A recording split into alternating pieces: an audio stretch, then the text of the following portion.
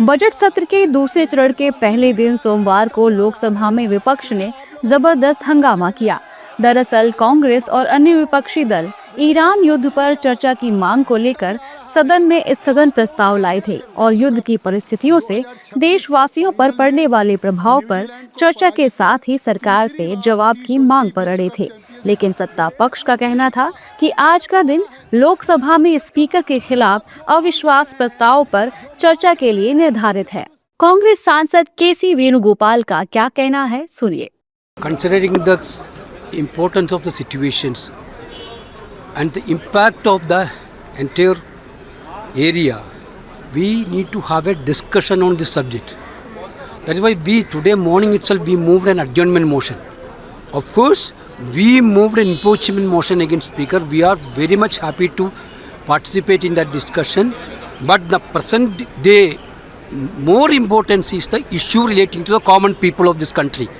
Fuel prices are rising day by day, and Gulf countries people are very much worried about their future. You see that Western countries, how they are doing all this war-like situation, war situation. How the government of India totally silent on all this situation. At least during the parliament, we are asking for a discussion, debate. सत्ता पक्ष के मुताबिक कांग्रेस के स्थगन प्रस्ताव की चर्चा की मांग बेतुकी है, क्योंकि लोकसभा की कार्यवाही शुरू होने के बाद विदेश मंत्री एस जयशंकर ने ईरान युद्ध को लेकर विस्तार से सरकार का पक्ष सदन में रखा है और सरकार की चिंताओं व उठाए गए कदमों की जानकारी दी है। फिर भी कांग्रेस और विपक्षी सांसद इस पर चर्चा की मांग कर रहे हैं और जबरन सदन की कार्यवाही बाधित कर रहे हैं। शायद उनकी समझ में कुछ कमी रही होगी। जयशंकर जी ने पूरी स्पष्टता से विषय की गंभीरता को मद्देनजर रखते हुए पूरी बातचीत, पूरे विषय को देश के समक्ष रखा है।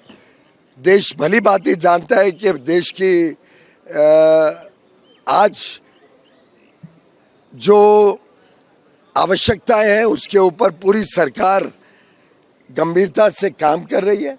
हमारे जो लोग हैं उनकी चिंता कर रही है, उपभोक्ताओं की चिंता कर रही है, जो लोग खाड़ी में रहते हैं, खाड़ी के देशों में रहते हैं, उनकी चिंता कर रही है और जिम्मेदारी के साथ माननीय प्रधानमंत्री नरेंद्र मोदी जी के नेतृत्व में सरकार काम कर रही है। विपक्ष सिर्फ और सिर्फ राजनीतिकरण और लोकसभा में कार्रवाई ना होने देने के अलावा उनके पास कोई मुद्दा भी नहीं है, कोई प्लान नहीं है। और आज का तारीख तय किया गया कि 9 मार्च को जब सदन बैठेगा उस समय जो प्रथम प्रस्ताव आएगा, जो रिजोल्यूशन आएगा, वो स्पीकर साहब के इम्पीचमेंट के प्रोसेस पे रिजोल्यूशन आएगा। उस पे भारतीय जनता पार्टी और सहयोगी दल और विपक्ष जो प्रस्ताव लेकर आए हैं सघन चर्चा करेंगे। आज जब सब कुछ प्रस्तुत है, आप देख रहे हैं एक दूसरे मोशन के साथ, एक दूसरे प्रस्ताव के साथ कांग्रेस पार्टी और विपक्ष आ गई है।